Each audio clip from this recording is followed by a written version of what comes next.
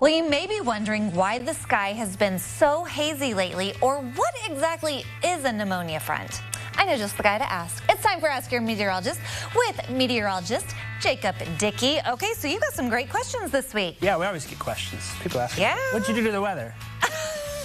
Right? As if you can control it. Yeah, $50 and we'll give you a forecast you want. Isn't that how that works? No? I wish that's how it worked, honestly. We have people asking for sunshine and 75 every day. Yes. Okay, let's get to our first question here.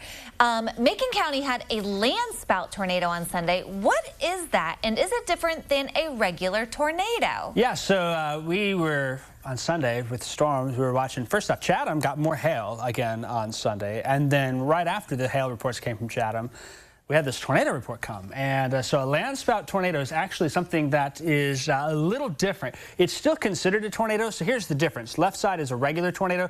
You have a rotating updraft from a severe thunderstorm. The rotation originates in the clouds, and it goes from the clouds to the ground. A landspout's a little bit different. We've got rising motion from a developing thunderstorm. That storm is growing upwards, and there's either a little convergence of the winds or a little swirl in the ground that develops, and then it goes from the ground upwards. So it's a little bit different of a formation process. Landspouts are usually very weak, usually don't cause much damage, but they can still be a problem if your property gets hit by them here. This is actually the photo that we got from Harristown, that landspout. Got a couple of those that came on. This one came from Christine Holland. I saw that and I was like, good grief, like what's going on? And the other photo she shared showed the base of the clouds with just a little rotation there. It's almost, you know, you go from level to the bottom, dust devil, then you go landspout, then you go tornado type of thing. So it's kind of like the opposite of a waterspout.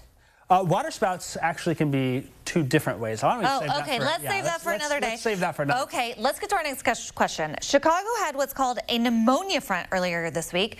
What is that? A pneumonia front. Isn't that fun to say? Well, yeah, but it'd be even more fun to know what it is. Yeah, so they call it a pneumonia front. You know when you have those fronts that drops from warm and it gets really cold really quick, and people are like, oh, I'm going to get sick from that. Yes. Well, this kind of derives from that here. So we were watching Storm Tracker Doppler, and that was on Tuesday evening. Do you see that bluish gray line? Not the straight line, but the goes from Elburn to Aurora. Yes. It's kind of right along where that straight line is. That was actually the leading edge of this front, and what that is that's almost a cold front that comes off the lake. It's a combination of the front and the lake-enhanced breeze, the lake effect breeze that comes in.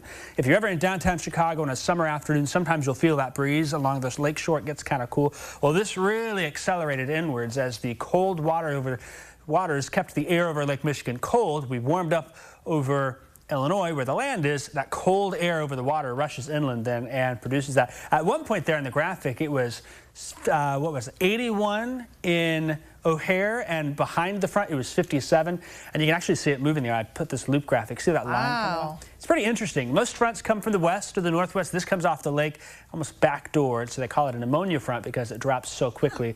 And so that certainly is something to... So that didn't have anything to do with us here in central Illinois? No, sometimes we do get that lake breeze all the way down. To be a true pneumonia front, you have to drop 16 degrees in an hour.